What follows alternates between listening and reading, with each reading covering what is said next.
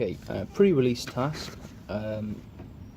We've got task 1. So we spent quite a while going through this in lessons, just really to get an overview of the algorithm. So task 1. With the questions here, you're either going to be asked to draw the algorithm for task 1, task 2, task 3, part of the algorithm for task 1, task 2, task 3, or to explain the algorithm for task 1, task 2, task 3.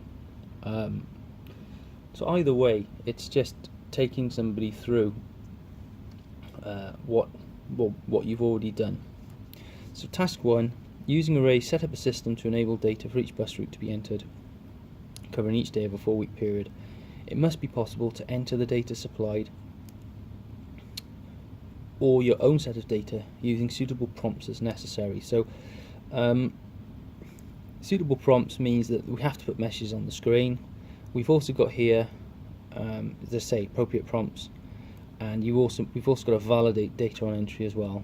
We've got to generate error messages, and variables and constants must have meaningful names. So all of that would be within the flowchart. So what I'd suggest doing is, now you'll have this will be at the front of the paper. So once you've drawn your flowchart, it's probably worth going back over it and annotating it. So the first point here, appropriate prompts and validation.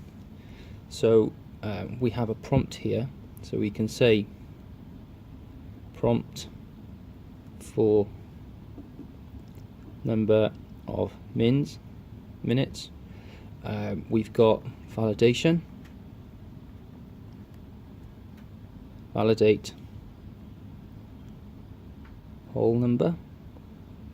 Okay, that's that bit there. That's the message to the user. Obviously, we've got our identifiers with meaningful names here. Okay, number of bus mins. We've got count as well here. We've set up the arrays because the first part of the task is to using arrays set up a system to enable the data for each bus route to be entered. So there's 6 bus routes. So here's our arrays. Now we've used 0 to 19 because we know the array starts at 0. You could put 1 to 20. It really wouldn't matter. And then we've used this to bus array equals next array. You could explain here that this will actually, the next array will be initially it will be the very first array. So initially it will be that one, and then the next time around, it'll then move to bus B. So initially this will be bus A.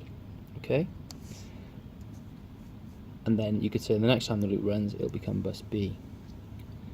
And then we've got here, we're checking that we've reached the end of the array, and if we have, we then go to process the next array. So you can add some little comments on here. So this is just a quick overview of task 1. So we'll have a quick look at task 2 next.